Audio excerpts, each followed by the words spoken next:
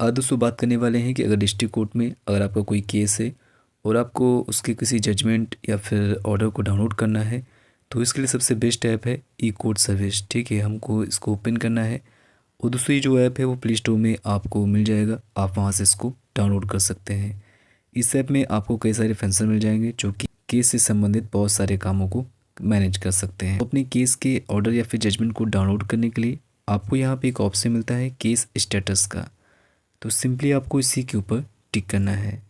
टिक करने के बाद आपको यहाँ पे अपने केस को सर्च करने के लिए, अपने केस के ऑर्डर को या फिर जजमेंट को डाउनलोड करने के लिए आपको यहाँ पे कई सारे ऑप्शन मिलेंगे। जैसे कि यहाँ पे केस नंबर से मिल जाएगा, आई मीन दोस्तों जो भी केस नंबर होता है उसके थ्रू आप यहाँ पे सर्च कर सकते हैं, या पार्टी के नाम से कर सकते हैं, या फिर आप फिलिंग नंबर से कर सकते हैं। एफआईआर नंबर हो गया, एडवोकेट हो गया, एक्ट हो गया, केस टाइप हो गया, और भी बहुत सारी चीज़ें हैं जो कि आप यहाँ पे देख पाएंगे। तो यहाँ पे यूपी और लखनऊ सिलेक्ट है ऑलरेडी। ठीक है, अगर आप किसी दूसरे डिस्ट्रिक्ट के हैं तो वो भी आप यहीं से देख पाएंगे। जिस स्टेट का आपको देखना है वो आप यहाँ पे सिलेक्ट कर सकते हैं। यहाँ पे स्टेट और डिस्ट्रिक्ट को सेट करने के बाद यहाँ पे मैं केस नंबर से अपने केस को सर्च करने वाला हूँ और उसके बाद ही ऑर्डर को डाउनलोड करूँगा। आपका दोस्तों अगर केस नंबर नहीं है तो आप ये पता कर सकते हैं, या फिर आप पार्टी नेम या फिर आप एडवोकेट के थ्रू भी वहाँ पे आप सर्च कर पाएंगे अपने केस को। ठीक है, लेकिन दोस्तों केस नंबर से क्या होता है कि आपका जो भी केस होता है वो डायरेक्टली आपका ही ओपन हो जाता है। अब पार्टी नेम में क्या होता है कि जब पार्टी नेम डालेंगे तो अगर सेम नाम किसी और का भी होगा तो वो भी आपको वहाँ पे आ जाएगा। ठीक है, तो वहाँ पे आपको थोड़ा सा सर्च करके वेरीफाई करना होता है। अब यहाँ पे हमको केस नंबर पता है इसलिए हम केस नंबर पे टिक करेंगे। टिक करने के बाद आपको यहाँ पे कॉम्प्लेक्स को सेट करना होता है, तो यहाँ पे यहीं रखेंगे। मेरे केस में लखनऊ है तो लखनऊ डिस्ट्रिक्ट कोर्ट कॉम्प्लेक्स हम यहीं रख लेंगे। ठीक है, इसके बाद यहाँ पे केस टाइप को सेट करना होता है। सेलेक्ट करने के बाद आपको यहाँ पे केस नंबर को फिलअप करना होता है। केस नंबर को फिलअप करने के बाद आपका जो भी फाइल करने का ईयर है, जिस भी ईयर मतलब ये केस किया गया हो वो आपको साल यहाँ पे लिखना होता है। अब यहाँ पे मैंने चारों चीज़ों को फिलअप कर दिया है। सबसे पहले आपको कोर्ट कॉम्प्लेक्स को सेट करना होता है, उसके बाद केस टाइप क्या है, उसके बाद यहाँ पे केस नंबर को, और उसके बाद किस मतलब साल में आपका ये केस किया गया है वो आपको यहाँ पे फिलअप करना है। फिलअप करने के बाद आपको गो वाले बटन पे टिक कर देना है। अब यहाँ पे देख सकते हैं एक ही केस आया है जो कि मेरा ही है, क्योंकि दोस्तों अगर आप केस नंबर और ईयर से करेंगे तो आपका ही एग्जैक्ट आएगा। ठीक है, तो हम इसी के ऊपर टिक कर देंगे, मतलब ये जो लिखा हुआ है आपको इसी के ऊपर टिक करना है। टिक करने के बाद यहाँ पे थोड़ा सा ओपन हो जाएगा।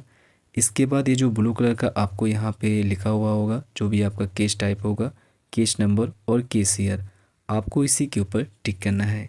एक बार आपको यहाँ पे नाम भी वेरीफाई कर लेना है, आपके केस जो भी संबंधित है वो नाम यहाँ पे लिखा हुआ होगा, आपको उसको एक बार चेक कर लेना है। इतना होने के बाद अपने ऑर्डर को डाउनलोड करने के लिए तो आपको यहीं पे टिक कर देना है। करने के बाद आपके केस की जो भी यहाँ पे स्टेटस होगा, जो भी चीज़ें होंगी, जो भी जानकारी होगी, वो सब आपके सामने यहाँ पे ओपन हो जाएगी। मेरे केस में ये जो केस है ये डिस्पोज हो चुका है। यहाँ पे जो भी फैसला होना था वो दोस्तों यहाँ पे हो चुका है।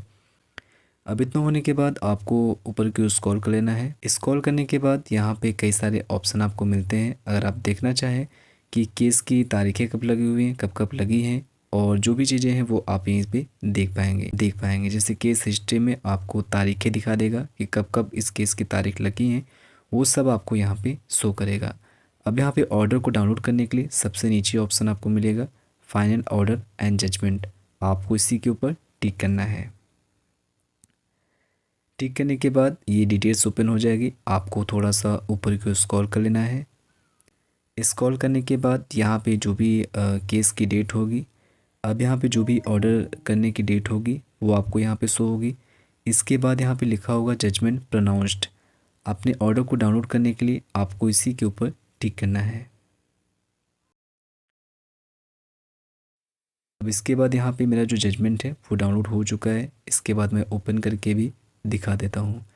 तो यहाँ पे मेरा जो भी जजमेंट हुआ है वो दोस्तों यहाँ पे डाउनलोड हो चुका है, और यहाँ से मैं विस्तार से पढ़ सकता हूँ कि मेरा जो जजमेंट लिया गया है, जो भी ऑर्डर लिया गया है, वो वहाँ पे क्या क्या चीज़ें हुई हैं, किस आधार पे लिया गया है, किस मजिस्ट्रेट आई मीन दोस्तों किस जज ने ये फैसला सुनाया है या फिर ऑर्डर को सुनाया है, वो सारा कुछ आप यहाँ पे देख पाएंगे। तो आई होप दोस्तों आप लोग इसी तरीके से अपने जजमेंट या फिर ऑर्डर को डाउनलोड कर सकते हैं। अगर दोस्तों आपको इस प्रोसेस में कहीं पर कोई कन्फ्यूज़न हुआ हो, आपको कोई डाउट हुआ हो, तो बेफिक्र होकर कमेंट बॉक्स में लिख सकते हैं और मैं आपके कमेंट को उत्तर जरूर दूंगा। थैंक्स फॉर दोस्तों, बाय बाय।